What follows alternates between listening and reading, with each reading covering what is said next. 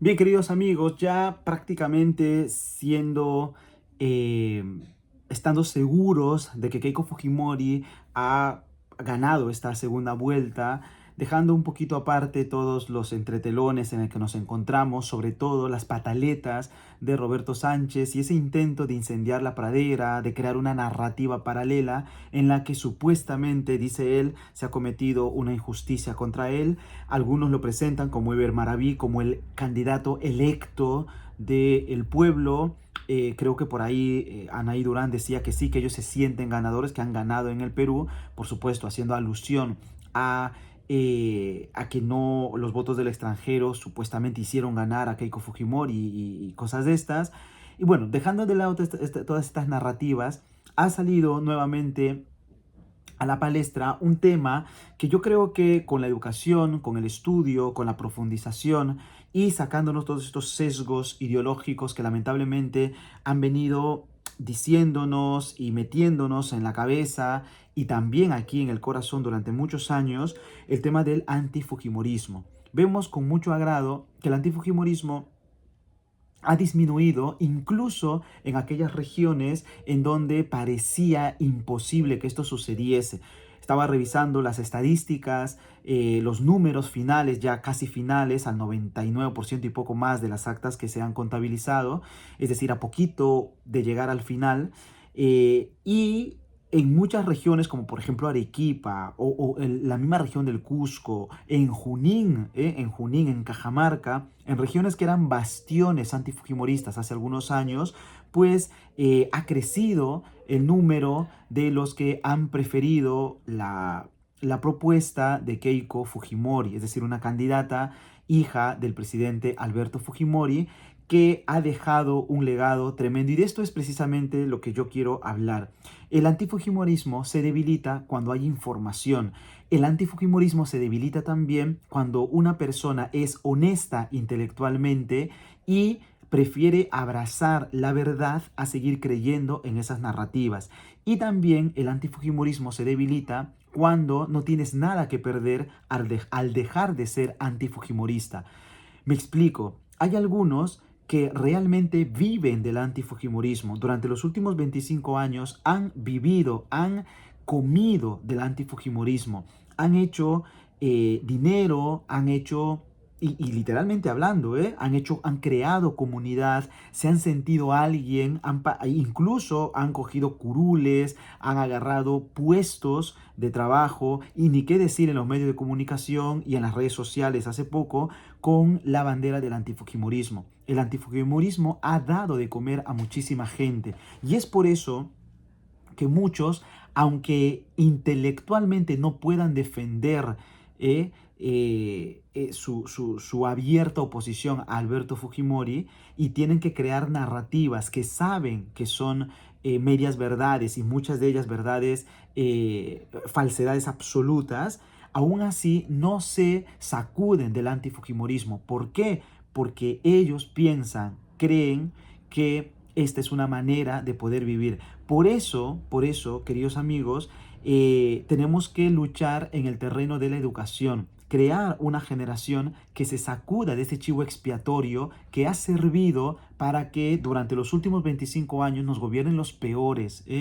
Y mucha gente tiene un odio fijado hacia el presidente Alberto Fujimori y ha dejado pasar como por agua tibia, se ha olvidado de todas las fechorías, de todos los actos de corrupción, de todo lo que han cometido los gobernantes que han venido después, como por ejemplo, se está comprobado de que Valentín Paniagua en su gobierno pues se dieron leyes muy laxas en su cortísimo gobierno y salieron, por ejemplo, muchísima gente acusada de terrorismo bajo el pretexto de los derechos humanos. Allí entró toda esta pandilla de gente ONGera que también vive de defender el derecho de muchísima gente que tiene esta ideología subversiva.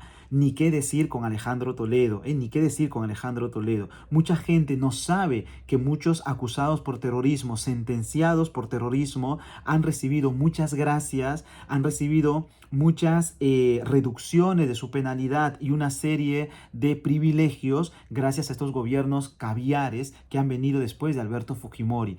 No se puso el suficiente candado porque las ONGs tienen un poder tremendo. Y todos estos que han salido o que han sido, pues, que han sido tratados con piel de seda durante estos gobiernos caviares, donde han gobernado y han reinado estas ONGs, han salido a las universidades, han salido a los colegios a crear y a difundir esta narrativa antifujimorista, esta narrativa de romantizar el tema del terrorismo, ese nefasto periodo que hemos vivido y que ha ensangrentado a nuestro país. Y en muchos colegios, en muchas universidades primero, en muchos institutos, el mismo magisterio de los docentes, pues ha calado todo este antifujimorismo. Ha calado también, lamentablemente, esta relativización de la maldad de aquellos años de violencia terrorista que hemos vivido en el Perú. Y se ha creado una narrativa paralela, una narrativa que habla de una realidad que no ha existido. Me explico, o detallo, mejor dicho. En el tema del antifujimorismo se quiere negar de que las acciones que se tomaron en el gobierno de Alberto Fujimori llevaron finalmente a derrotar a Sendero Luminoso y al MRTA. Se han creado cuentos, leyendas, que si el GEIN, que si él estaba pescando en Iquitos, que si no se enteraba de nada, que si no... Todas estas narrativas han querido disminuir el papel que ha tenido Alberto Fujimori en la pacificación de nuestro país, el papel que ha tenido Alberto Fujimori en este camino de derrotar finalmente a esta ideología de sangre que reinaba en nuestro país. Ningún presidente anterior se atrevió a hacerlo, ni Alan García, ni Fernando Belaúnde Terry, con lo bueno que era más bueno que un pan, pero no se atrevió. De hecho, hay una frase que se le atribuye a él que los tildaba a los terroristas como albigeos, ¿no? Como, bueno, ahí están, pero no veía, mejor dicho, la gravedad de lo que se venía cocinando en las aulas de la Universidad de Huamanga y con este profesor que estaba ya empezando a difundir su ideología marxista, maoísta por las aulas de Ayacucho y que estaba empezando ya a tener en la cabeza esas ideas que luego llevará a la realidad. Nadie advirtió y cuando ya nos encontramos con este monstruo, nadie se atrevió con firmeza, con decisión política a agarrar este monstruo y a cortarle la cabeza y la cola para que deje de derramar sangre en nuestro país. Eso se hizo durante el gobierno de Alberto Fujimori. Eso se hizo con la decisión política de Alberto Fujimori. Por eso, en boca de Francisco Tudela, una de las cosas que la izquierda no perdona y no perdonará a Alberto Fujimori es el haber terminado con esta bestia que ensangrentó a nuestro país, el haberlo presentado enjaulado, el haberlo presentado como la bestia que era, con un traje de rayas, porque eso es lo que se merecía y más, porque su ideología era una ideología de sangre. Mucha gente no le perdona a Alberto Fujimori el haber tomado la firme decisión de acabar con Sendero Luminoso. Y acepta que puede llegar a aceptar que Sendero Luminoso es malo, que no se debe volver a repetir y todo lo que quieran, pero relativizan el papel de Alberto Fujimori, relativizan la decisión política firme que tuvo Alberto Fujimori para terminar con el terrorismo. Él decía abiertamente, con el terrorismo no se negocia con los terroristas. Y toda esta narrativa que se ha venido difundiendo, todas estas leyendas negras, pues han calado mucho en los jóvenes, en los maestros, en los adultos, y hay un odio visceral hacia la figura de Alberto Fujimori. Otra cosa que no le perdonan a Alberto Fujimori es el haberse tomado en serio el tema del desarrollo económico de nuestro país. No se podía más. Él recibió un país con una inflación histórico, una inflación vergonzosa que había dejado el gobierno de Alan García, y él se atrevió a tomar medidas drásticas que incluso en un primer momento perjudicaron a los mismos ciudadanos cuando se sinceró los precios de las cosas, pero a pesar de eso se atrevió él a levantar la bandera de la lucha contra la pobreza, de la lucha contra la desigualdad. Y si vamos a los datos matan los relatos. Él dejó un país más seguro y económicamente dejó un país más viable. Dejó unas arcas de las cuales hemos podido beber y disfrutar y estar con tranquilidad muchas de las generaciones que incluso odian al presidente Alberto Fujimori. Es verdad, no se trata de un presidente perfecto, porque no estamos hablando de un santo, no estamos hablando de alguien que está buscando la iglesia para que canonice. Y es que algunos piensan que un presidente tiene que ser santo. No, tiene que ser una persona, ojalá sea una persona santa, ojalá sea una persona íntegra. Eso a mí no me consta. Lo que sí me consta es que viendo los resultados, el Perú que él recibió y el Perú que él dejó, lo que sí me consta es que hay una diferencia abismal en lo económico, en lo social, en lo político, en lo cultural. El Perú se abrió al mundo porque se logró pacificar y se lograron también muchos éxitos en el campo económico, en el tema de la eficacia del Estado. Alberto Fujimori, y es por eso que muchos no quieren aceptar esto, Alberto Fujimori llegó a donde nadie llegaba, hizo obras donde nadie hizo obras, se interesó por los problemas reales de la gente y a lo mejor en los pueblos no hizo grandes obras, pero dejar un colegio, dejar un puente, dejar una pequeña carretera, dejar una vía,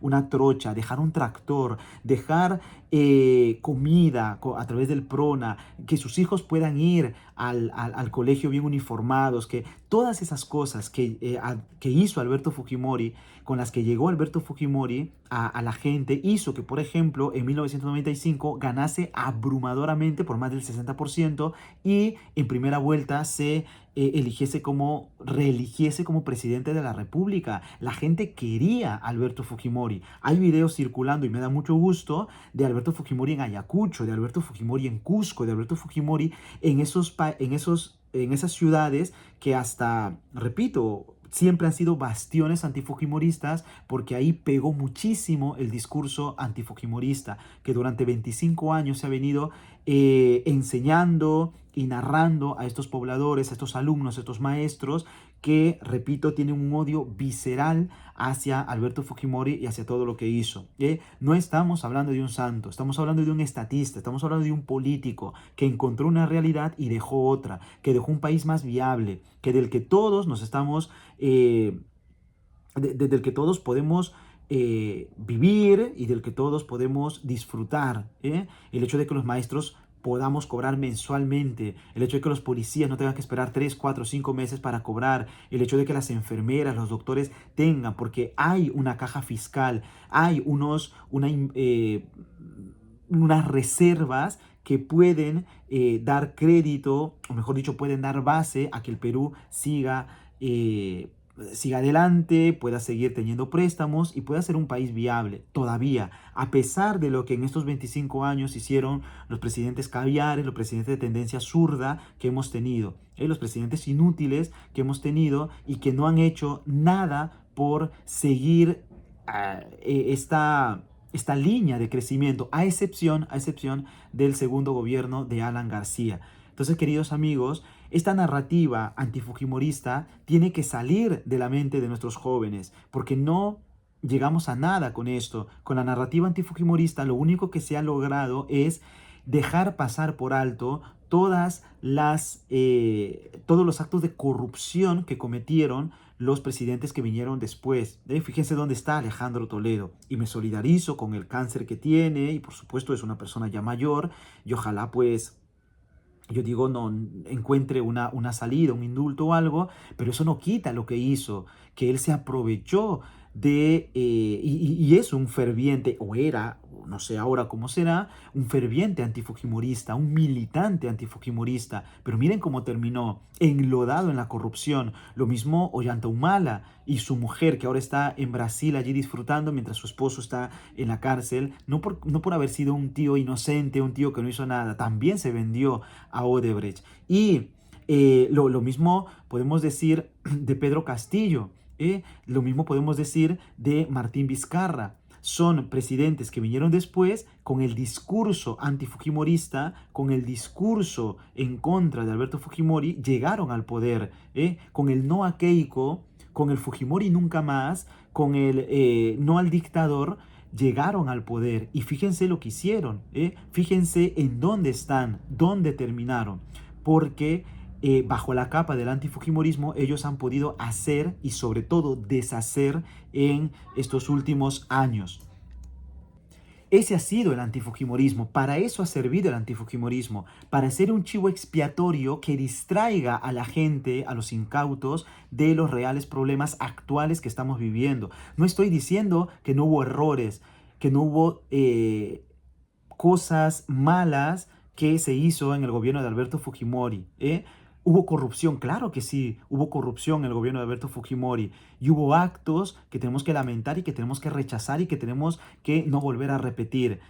Pero no podemos quedarnos en las cosas malas y dejar de reconocer las cosas buenas que sucedieron en esos años en el que Alberto Fujimori gobernó. No podemos ser mezquinos y todo lo que ha hecho pues lo ha pagado muchísimos años más de lo que debe de estar.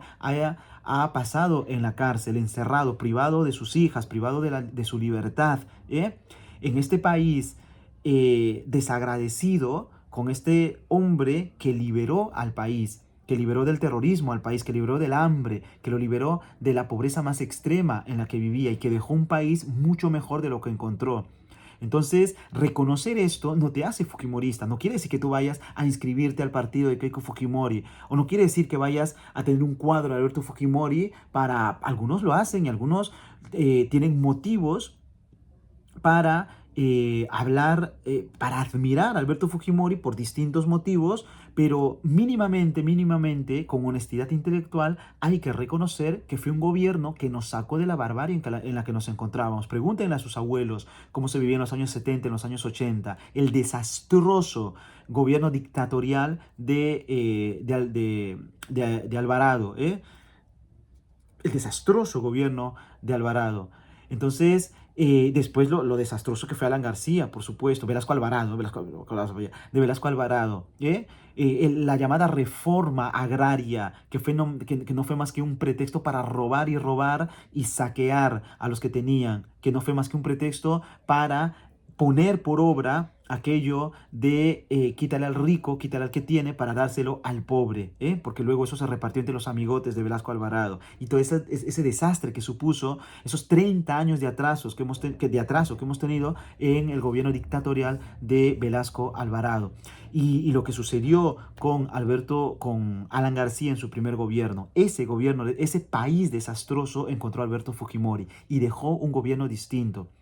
Y dejó un país distinto, dejó un país viable en todos los campos. Entonces, eso es lo que con honestidad intelectual tenemos que reconocer, y eso es lo que tenemos que enseñar a todas las generaciones. No a idolatrar a Alberto Fujimori, no hacerles pensar que si fue el mejor o no el mejor presidente del Perú. Eso ya queda en cada uno de nosotros, en cada uno de los ciudadanos, y eso es algo más subjetivo, de si fue o no fue el mejor presidente del Perú. A lo mejor con datos y con esto uno puede defender que sí, otro puede defender que no, pero eso es una cosa secundaria.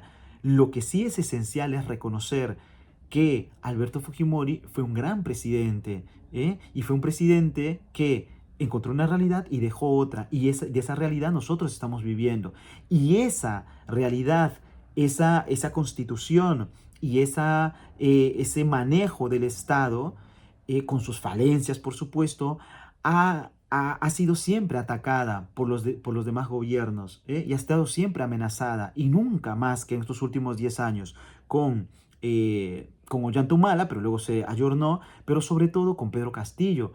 Pero le resultó tan inútil el aspirante a dictadorcillo, a Maduro 2.0, que pues no fue posible llevar a cabo su obra. Pero estábamos súper amenazados con Roberto Sánchez, porque si ustedes leían el gobierno, el plan de gobierno, el que presentaron, el original, no el que presentaron después para engañar a los incautos, era un copia y pega de esas decisiones y de esas medidas nefastas que llevaron a muchos países a la pobreza y al desastre en el que están viviendo, llámese Venezuela, o sin ir muy lejos, nuestro vecino hermano país de Bolivia. Entonces, queridos amigos, muchos han amenazado el modelo económico, que no es perfecto, pero que es perfectible, que nos hace mirar adelante, al menos con esperanza, no mirar hacia atrás para copiar todas esas medidas que han retrasado a los países y al propio Perú, porque el Perú sí bebió comunismo, el Perú sí bebió de estas medidas absurdas y nefastas, tanto en el gobierno dictatorial de Velasco Alvarado como en el primer gobierno de Alan García. Sí vivió esto, sí sufrió y padeció aquello. Y por eso también hubo un éxodo de peruanos en el exterior que después votaron en contra, en su mayoría, de estas propuestas porque ellos la padecieron. Y en un video ayer o anteayer también yo decía, muchísimas personas han ido al extranjero durante este gobierno o el anterior gobierno de Pedro Castillo. Hubo una fuga de capitales y una fuga de talentos, una fuga de peruanos que se tuvieron que ir porque la situación aquí era inaguantable. Entonces, queridos amigos, espero de corazón que el antifujimorismo vaya desapareciendo, porque ha sido y es y sigue siendo todavía un cáncer que ha dividido a nuestro país, que lo ha mantenido siempre dividido y ha hecho que el país sea gobernado por los peores, ha hecho que el país sea gobernado por los peores y nadie vea o mejor dicho, la mayoría no vea la gravedad de lo que han causado estos últimos gobernantes, porque no hay un colectivo que diga no a Vizcarra, no hay un colectivo que diga no a Toledo, todos son pasados por agua tibia, menos Alberto Fujimori y por supuesto su hija Keiko Fujimori. Nos hemos salvado nuevamente de volver al atraso, a la desestabilización ya absoluta, porque de esto no nos salvaba nadie. Con un Roberto Sánchez, con un plan de gobierno radical y con gente radical que estaba ya allí ansiosa por tomar el poder, pues nos íbamos a ir al despeñadero. Gracias a Dios no se ha dado esta situación, pero tenemos que seguir luchando, tenemos que seguir batallando en el campo de las ideas, en las aulas, en las instituciones, en las universidades. Tenemos que seguir investigando y tenemos que seguir creando o educando a la generación no en el odio, no en el resentimiento, no en la ignorancia, sino en los datos, en los hechos que verdaderamente van a llevar a nuestros jóvenes a ser críticos con el gobierno de Alberto Fujimori, claro que sí, pero también a reconocer con honestidad intelectual cuál ha sido o cuáles han sido los logros de esos años fujimoristas y cómo el antifujimorismo, eso lo tienen que ver nuestros jóvenes, cómo el antifujimorismo ha sido el chivo expiatorio que ha logrado que nos gobiernen los peores y que los peores roben y nadie o casi nadie se indigne por eso, o se indigne al menos como se indignan por lo malo que sucedió en el gobierno de Alberto Fujimori, que también hubo cosas malas, por supuesto. Entonces, queridos amigos, es el momento de sanar las heridas, es el momento de dejar estas narrativas para poder educar a nuestra juventud desde la verdad, fuera de odios, fuera de resentimientos, con la verdad objetiva y invitando a nuestros chicos a tener honestidad intelectual. ¿Para qué? No para que elijan a un Fujimori o no elijan a un Fujimori, no para que odien a esta persona, no, sencillamente para que puedan tomar las riendas de su país desde la libertad, desde el conocimiento, desde un criterio sano, no manejados por el odio, por la ideología, porque eso han hecho los que han tenido poder hasta ahora, los que han tenido influencia, y esto ha causado una herida profunda en nuestro país, que es una herida que estamos sanando poco a poco, pero que tenemos que terminar de sanar. El antifujimorismo es un cáncer, el antifujimorismo es un cáncer y tenemos que desterrarlo de nuestro país. Y para ello hace falta la educación, el estudio, el conocimiento, la sinceridad intelectual y que muchos agentes se sumen a esta ola, a esta campaña. Repito, no para endiosar a Alberto Fujimori y ni siquiera para hacernos fujimoristas. Eso no te hace fujimorista, porque ya seguramente van a venir Toma tu Tupper, Grupo Colina y todos estos, ¿no? Todos estos cuentos que siempre nos meten, todas estas leyendas que siempre nos meten para intentar callarnos, para decir que nos avergoncemos de hablar bien de un gobierno. Y hay gente, por ejemplo, que no tiene vergüenza de hablar del gobierno de Velasco Alvarado y fue un gobierno desastroso. Pero cuando se habla del gobierno de Alberto Fujimori parece que eres el diablo y parece que eres lo peor. No eres lo peor. ¿Hubo cosas malas? Por supuesto que sí. pero esas cosas malas las conoce suficientemente. Lo que tiene que conocer esta generación son las cosas buenas de aquel gobierno. Repito, no para idolatrar a Alberto Fujimori, no para llegar a una conclusión de que ha sido el mejor, eso es subjetivo, sino simplemente para librarnos del odio que nos está cegando, del odio que nos está desuniendo, del odio que nos está idiotizando y del odio que está llevando a estas generaciones a elegir a los peores, a los peores. Nos hemos salvado esta vez, pero si no nos tomamos en serio la educación, si no nos tomamos en serio la historia y si no educamos bien a nuestros estudiantes y a nuestros jóvenes en la verdad objetiva, pues nos veremos nuevamente en 5 años amenazados por este tipo de ideas. Dios bendiga al Perú, que no te engañe.